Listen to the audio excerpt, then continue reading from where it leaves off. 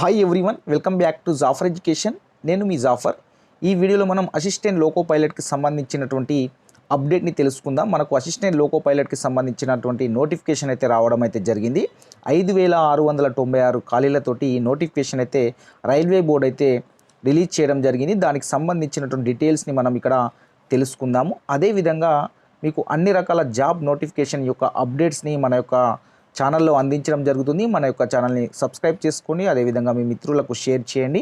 మన యొక్క వీడియోస్ని లైక్ చేయండి. ఈ వీడియోలో మనము ఈ అసిస్టెంట్ లోకో పైలట్కి సంబంధించినటువంటి విద్యా అర్హతలు, ఎంపిక విధానం ఏ విధంగా ఉంటుంది, అప్లై లాస్ట్ డేట్ ఎప్పటి వరకు ఉంది, ఎప్పటి నుండి అప్లికేషన్ స్టార్ట్ అవుతుంది, మెడికల్ టెస్ట్ ఏ విధంగా ఉంటుంది, ఐటీఐలో ఏ బ్రాంచెస్ తీసుకొని ఉండాలి, వాటికి సంబంధించిన పూర్తి డీటెయిల్స్ని ఈ వీడియోలో అయితే మనము తెలుసుకుందాం. ఇక్కడ చూసుకున్నట్లయితే ఇది మనకు రైల్వే బోర్డు యొక్క అఫీషియల్ నోటిఫికేషన్ అయితే ఇక్కడ మనకు కనిపిస్తూ ఉంది.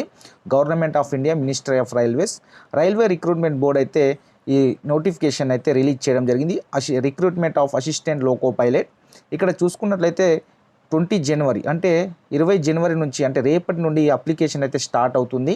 ఎప్పటి వరకు లాస్ట్ డేట్ ఎప్పుడు ఉందంటే 19 ఫిబ్రవరి 2024 అంటే ఫిబ్రవరి 19 వరకు రాత్రి 12 గంటల వరకు, 12 గంటల లోపు వరకు, ఫిబ్రవరి 19 ఆ రోజు రాత్రి 12 గంటల లోపు వరకు మీరైతే అప్లై చేసుకోవచ్చును.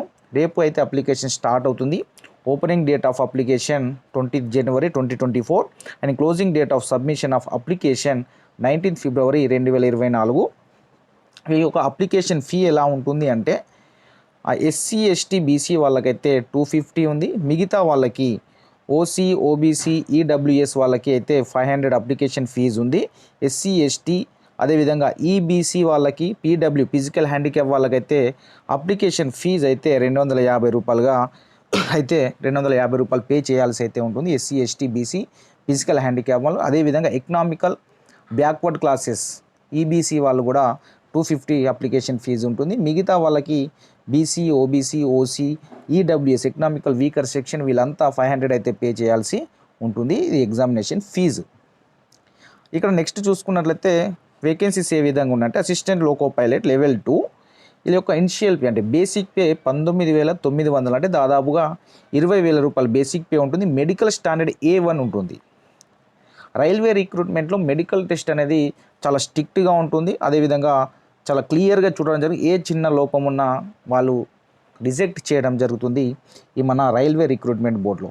ఇక్కడ మనకు విజువల్కి సంబంధించినటువంటి విజన్కి సంబంధించిన స్టాండర్డ్ని అయితే ఈ మెడికల్ టెస్ట్లో చూడడం అయితే జరుగుతుంది. ఈ లోకో పైలట్ అసిస్టెంట్ లోకో పైలట్కి సంబంధించి వీళ్ళ యొక్క ఏజ్ లిమిట్ చూసి అంటే ఎవరు ఎలిజిబుల్ అనుకుంటే ఏజ్ లిమిట్ ఒకసారి చూసుకున్నట్లయితే 18 సంవత్సరాల నుంచి 30 సంవత్సరాల మధ్యలో వాళ్ళైతే దీనికైతే ఎలిజిబుల్ అవుతారు. 18 సంవత్సరాలు స్టార్టింగ్, ఎండింగ్ 30 సంవత్సరాలు. 30 సంవత్సరాలు దాటిన వాళ్ళు ఈ యొక్క పోస్టులకు నాట్ ఎలిజిబుల్. మొత్తం వేకెన్సీస్ ఎన్ని ఉన్నాయి? 5,696 వేకెన్సీస్ అయితే ఉన్నాయి. ఇక్కడ చూసుకున్నట్లయితే ఏజ్ యాజ్ ఆన్ 1 జూలై 2024 వరకు వారికైతే 18 సంవత్సరాలు ఉండాలి. మళ్ళీ 30 సంవత్సరాల వరకు ఉండాలి. దానికంటే ఎక్కువ ఏజ్ ఉన్న వాళ్ళు నాట్ ఎలిజిబుల్. ఇక్కడ చూడండి, as age 1/7/2024 for detail please refer the CEN number and 1/2024 available on the official website. మన యొక్క రైల్వే రిక్రూట్మెంట్ వెబ్సైట్ ఉంది. ఆ వెబ్సైట్లోకి వెళ్తే మీకు అన్ని డీటెయిల్స్ అక్కడ క్లియర్గా చెప్పడం జరుగుతుంది. మనకైతే 18 సంవత్సరాల నుండి 30 సంవత్సరాల వరకు ఏజ్ ఉన్న వాళ్ళైతే ఎలిజిబుల్ అవుతారు ఈ యొక్క అసిస్టెంట్ లోకో పైలట్కి సంబంధించిన పోస్టులకి. ఇక స్టాండర్డ్ ఆఫ్ మెడికల్ ఫిట్నెస్ అయితే ఉండాలి ఖచ్చితంగా. మెడికల్ ఫిట్నెస్ ఒకసారి చూసుకున్నట్లయితే ఆ విజన్ స్టాండర్డ్స్ ఉంటుంది. Distant vision 6/6 without glasses with fogging test అంటే మీకు గ్లాస్ లేకుండా 6/6 విజన్ ఉండాలి. నియర్ విజన్ ఎంత 0.6 వితౌట్ గ్లాసెస్ ఉండాలి ఖచ్చితంగా. దాంతోపాటు వీళ్ళు ఏం చూస్తారంటే must pass test for colour vision, binocular vision and field of vision, night vision and mesopic vision అంటే కలర్ విజన్ ఎవరికన్నా కలర్ డిఫరెంట్ కనిపించడము. లోకో పైలట్లో సిగ్నల్ సిస్టమ్ ఉంటుంది కదా, సో దానికి సంబంధించినటువంటి కలర్ విజన్ ఉండాలి. దాన్ని కూడా ఖచ్చితంగా టెస్ట్ చేయడం జరుగుతుంది.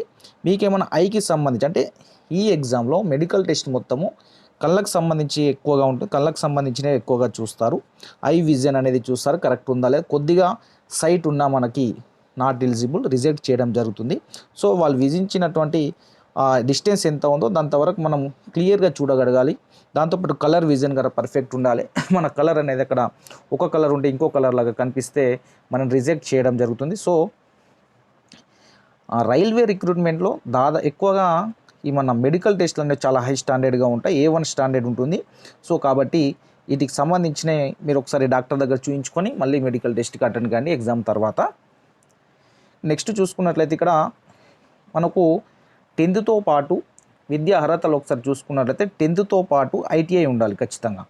ఐటీఐలో కూడా కొన్ని బ్రాంచెస్ అంటే కొన్ని గ్రూప్స్కి మాత్రమే ఎలిజిబిలిటీ ఇచ్చారు, అన్ని గ్రూప్స్కి ఇవ్వలే. ఆ ఐటీఐలో ఏం గ్రూప్స్ చేసి ఉండాలి అనేది చూసుకున్నట్లయితే ఇక్కడ మనకు ఐటీఐలో ఆ ఎన్సీవీటీ లేదా ఎస్సీవీటీ అంటే నేషనల్ రికగ్నైజ్కి సంబంధించిన కానివ్వండి, స్టేట్కి రికగ్నైజ్ సంబంధించిన ఐటీఐ చేసి ఉండాలి. అంటే ఆ కాలేజీలలో చేసి ఉండాలి. రికగ్నైజ్ ఐటీఐ కాలేజీలలో మీరు ఐటీఐ చేసి ఉండాలి. ఇక్కడ చూసుకున్న ట్రేడ్స్ చూసుకున్నట్లయితే ఏ ట్రేడ్స్ చేసి ఉంటే మీరు ఎలిజిబుల్ అంటే ఇక్కడ క్లియర్గా నోటిఫికేషన్లో మెన్షన్ చేయడం జరిగింది. ట్రేడ్స్ ఆఫ్ ఫిట్టర్, అదేవిధంగా ఎలక్ట్రీషియన్, ఇన్స్ట్రుమేషన్ ఆఫ్ మెకానిక్, అదేవిధంగా mechanic of radio and TV, electronics mechanic and motor vehicle and wiremen, అదేవిధంగా ట్రాక్టర్ మెకానిక్, ఆర్మిచర్, అదేవిధంగా కాయిల్ వింటర్, అదేవిధంగా మెకానికల్ డీజిల్, అదేవిధంగా ఆయిల్ ఇంజన్ టర్నర్ మెకానిస్ట్, అదేవిధంగా refrigeration and air coordination mechanic. అది లేకుంటే matriculation అంటే SSC లేదా ఎస్ఎస్ఎల్సి ప్లస్ కోర్సులో completed act apprenticeship in the trades mentioned above, or matriculation SSLC plus 3 years diploma in mechanical or electronics automobile engineerings, or combination of various streams of these engineering disciplines from recognized institution in ITI. So మీరు ఈ ట్రేడ్స్ అయితే చేసి ఉండాలి ఐటీఐలో. ఆ fitter, electronic, అదేవిధంగా mechanical engineering, అదేవిధంగా మోటార్ వెహికల్కి సంబంధించి diesel vehicle, wiremen, tractor mechanic, అదేవిధంగా కాయిల్ విండర్, డీజిల్ మెకానిక్, వీటికి సంబంధించినటువంటి ఈ నోటిఫికేషన్లు ఇచ్చినటువంటి ఏదైనా ఒక ట్రేడ్ చేసి ఉన్న వాళ్ళు మాత్రమే ఎలిజిబుల్. కొన్నిటిని మాత్రమే తీసుకోవడం. ఐటీఐలో కూడా అన్ని ట్రేడ్స్ని ఇవ్వలేదు. కొన్ని ఈ ట్రేడ్స్ చేసిన వాళ్ళు మాత్రమే ఈ ఎగ్జామ్స్ రాసుకోవడానికి ఎలిజిబుల్ అవుతారు. కాబట్టి 10థ్తో పాటు మీరు ఖచ్చితంగా ఐటీఐ కూడా చేసి ఉండాలి. నెక్స్ట్ చూడండి, ఇక్కడ reservation of SC, ST, OBC, అదేవిధంగా EWS and ex service man ఎట్లా ఉందంటే వీళ్ళకు అని చెప్పిన 3 years 5 years ఏమో వీళ్ళకు ఉంది. ఎవరికంటే ఎస్సీ, ఎస్టీ, ఈడబ్ల్యూ, అదేవిధంగా ఫిజికల్ హ్యాండిక్యాప్ వాళ్ళకి 5 years ఏజ్ రిలాక్సేషన్ ఉంటే, మన ఇవి ఓబీసీ, ఈడబ్ల్యూఎస్ వాళ్ళకేమో 3 years ఏజ్ రిలాక్సేషన్ ఉంది. వీళ్ళకి ఎగ్జామ్ ఫీజు ఒకసారి చూసుకున్నట్లయితే ఎస్సీ, ఎస్టీ, అదేవిధంగా ఈబీసీ ఎకనామికల్ బ్యాక్వర్డ్ క్లాసెస్, అదేవిధంగా ఫిజికల్ హ్యాండిక్యాప్ వాళ్ళకు 250 ఉంది ఏజ్ రిలాక్సేషన్. అదేవిధంగా ఓబీసీ, బీసీ, ఓసీ, అదేవిధంగా ఈడబ్ల్యూఎస్ ఎకనామికల్ వీకర్ సెక్షన్ వీళ్ళందరికీ 500 ఎగ్జామ్ ఫీజు అయితే ఉంది. ఇక్కడ చూడండి, రైల్వేలో 5,690 అసిస్టెంట్ లోకో పైలట్ ఉద్యోగాలు January 20 నుంచి అప్లికేషన్ స్టార్ట్ అవుతుంది. Last date February 19, 2024. విద్యా అర్హత 10వ తరగతితో పాటు ఐటీఐ డిప్లొమా ఖచ్చితంగా ఉండాలి. వీరి ఏజ్ చూసుకున్నట్లయితే 18 నుంచి 30 సంవత్సరాల వరకు మాత్రమే ఉండాలి. వెబ్సైట్ ఇండియన్ రైల్వేస్లో మనం అప్లై చేసుకోవాల్సి ఉంటుంది. ఈ అప్లికేషన్ ఏ విధంగా చేయాలి, అప్లై ఏ విధంగా చేయాలనే విషయాన్ని కూడా డీటెయిల్స్గా మన యొక్క ఛానల్లో చెప్పడం జరుగుతుంది అప్లికేషన్ స్టార్ట్ అయిన తర్వాత. ఇదైతే నోటిఫికేషన్కి సంబంధించిన డీటెయిల్స్. మీకు కంప్యూటర్ బేస్డ్ ఎగ్జామ్ ఉంటుంది. కంప్యూటర్ బేస్డ్ ఎగ్జామ్కి అటెండ్ అయితే మీ యొక్క ఎగ్జామినేషన్ ఫీజు ఏదైతే మీరు పే చేస్తున్నారో ఆ ఫీజు కూడా రిటర్న్ రావడం జరుగుతుంది రాసిన వాళ్ళకి. సో ఎగ్జామ్ రాసిన తర్వాత మీకు కంప్యూటర్ బేస్డ్ ఎగ్జామ్ అయిన తర్వాత మీకు మెడికల్ టెస్ట్ స్టాండర్డ్ ఉంటుంది. అవి ఖచ్చితంగా క్వాలిఫై చేయాలి. చాలా స్ట్రిక్ట్గా చూడడం జరుగుతుంది మెడికల్ స్టాండర్డ్స్. ఖచ్చితంగా రైల్వే డిపార్ట్మెంట్లో చాలా స్ట్రిక్ట్గా ఉండేటి మెడికల్ స్టాండర్డ్ చాలా చూస్తారు. కొద్దిగా లోపం ఉన్న రిజెక్ట్ చేయడం జరుగుతుంది. కాబట్టి 10వ తరగతితో పాటు ఐటీఐ చేసిన వాళ్ళు, ఐటీఐలో ఇక్కడ నోటిఫికేషన్లో ఉన్నటువంటి ట్రేడ్స్ చేసిన వాళ్ళు, ఆ నోటిఫికేషన్లో ఉన్నటువంటి బ్రాంచెస్ తీసుకున్న వాళ్ళు ఎలిజిబుల్ అవుతారు. కాబట్టి 10వ తరగతి అర్హతతో పాటు ఐటీఐ చేసిన మిత్రులు ఎవరైతే ఉన్నారో అందరూ ఈ యొక్క జాబ్లకు అంటే అప్లై చేసుకోండి. 40,000 శాలరీ, 19,900 నుండి 40,000 వరకు దీని యొక్క శాలరీ ఉంటుంది. మంచి జీతంతో పాటు మంచి ఫ్యూచర్ ఉంటుంది. దీంట్లో మంచి తర్వాత ప్రమోషన్స్ ఉంటాయి డిపార్ట్మెంట్ ఎగ్జామ్స్ రాసుకున్న తర్వాత మీకు.